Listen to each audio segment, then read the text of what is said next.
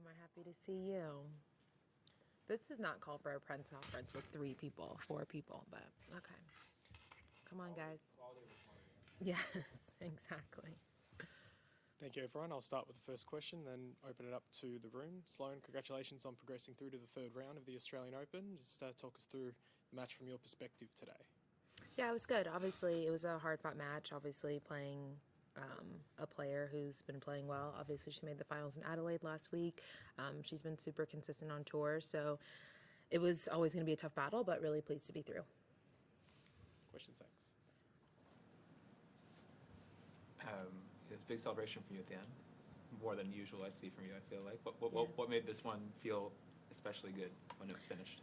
I think just having a long off season, having to fight through a lot, and just happy to be out here, happy to be playing, happy to be competing, and like playing the tennis that feels good to me. And I think that is the most important. So I think there's a lot of emotion behind that, and I think now it's just like coming out a little bit more. Different, but how's the motion different than usual? Well, normally you guys just talk shit about me and say how flat I am and unhappy I look on the court. So this is the opposite of that. So whatever emotion you want to get from that, yeah, just like happy to be out there fighting for every point, and whatever comes out, comes out. Intentional effort to be less flat? No, just enjoying myself more. Danielle Collins announced after her match today that she was going to retire this season. This would be her last season, she said. So obviously you're surprised by that. Did that come out of the blue? Yeah, this is the first I'm hearing of it. Well, my first question to that is, was that an emotional response to her loss today, or is that like genuine, she actually doesn't want to play tennis anymore, she was already planning on retiring type of thing? But obviously, if that's what she has planned and for her future, I totally support that. Obviously, I grew up playing tennis with her, and it's always sad to see players go, obviously, especially someone my age who's still playing well and playing great tennis.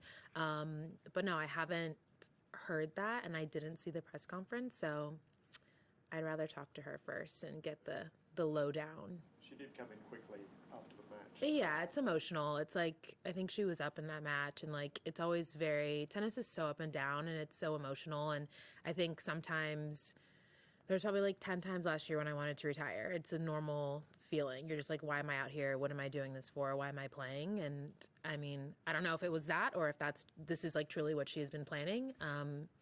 Either way, yeah, if it was an emotional one, I would obviously, anyone on tour would talk her out of that. So that's fine. But if it's something that she truly has planned for herself and like for her life, then that's also another beautiful and great thing. Can I ask you a player council question? How looped in have you stayed with? Ooh, I'm no longer on the player council. Player council. Okay, yeah. Sorry, but Sorry. You have a big smile on your face when you say you're no longer on the player council. I'm no longer a player representative. Yeah, so can't help you. Well, regardless, as someone who's and I officially have never called you flat or talked shit about you. So I'm so glad. Thank you. So I'm absolving myself from that. But separate from that, how looped in, as someone who's certainly interested in the future of the tour, have you stayed with all the machinations about the future setup of the game? And yeah, I mean, obviously, I know a lot. My like term didn't even end until pretty much like January 1, so I still know. Do you have feelings, and do you have thoughts about what you would like to see in the future? If you've spoken about trying to leave the game in a good place for the people who are coming up behind you, what does that look like? Well, I think there's a lot of work to be done in terms of CBC coming on and the marketing and all the things that they're going to be doing to try to grow the game and enhance the game and all of these amazing things, which I think for women's tennis, we are below par when it comes to like marketing our athletes and like really showcasing the talent that we have. So I think that's a big piece of what CBC coming in and their marketing side is going to do for our players. And I also think players have lives outside of sports, and whether they play tennis or another sport. I think for us to be like the leading global women's sport, a lot of our girls, like, we don't have like a paid like maternity leave. We don't have a lot of things that regular jobs have because we're independent contractors, which is totally fine. But I think some of the things that we could do better as a tour and as just as supportive companies and brands, and like we have Hologic, which is a great sponsor, our first title sponsor in I think like 15 years or something, doing like wellness checks, health checks, like all of that stuff like really matters. And I think there's a lot of different things, but slowly but surely we will get there. I can write it all out for you if you want. Write all out. Where Yeah, every single detail. Please do. It's long, but I think that there's like a lot of good movement being made. It just takes time. Obviously, with a big organization, like things don't happen overnight. And I think that's why a lot of the players are frustrated at the end of last year, just with a lot of complaints and a lot of like outwardly aggressive comments towards the tour. Like I think were unnecessary just because they don't really see the behind the scenes work that's happening. It's just a lot of like, we want it now.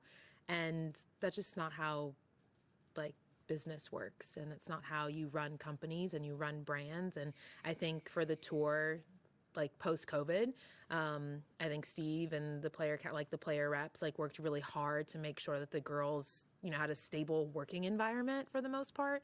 And yeah, I think that, I mean, there's just a lot of work to be done, and I think it's just unfair to think that it's going to happen tomorrow. As a former Players Council member, can I ask what you think about the men's tour recently electing to their Players Council someone who's facing a criminal trial on some pretty serious allegations? I think that the ATP kind of beats their own drum.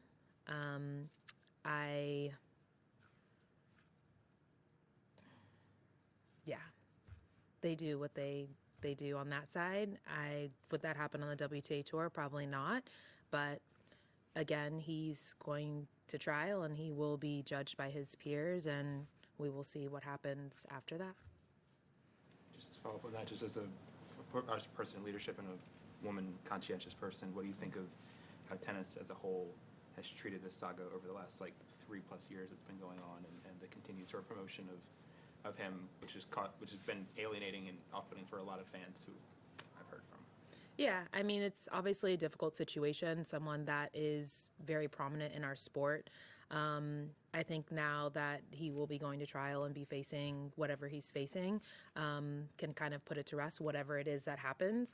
I think there's a lot of speculation and allegations, and I think at this point, for the tour and for the fans, it needs to be done with, and I think that's what will happen. People will get what they want and whenever his trial is, and we'll just go from there. And I guess the ATP will then decide what they will do with their player after that. And until then, that's still like 5 months away.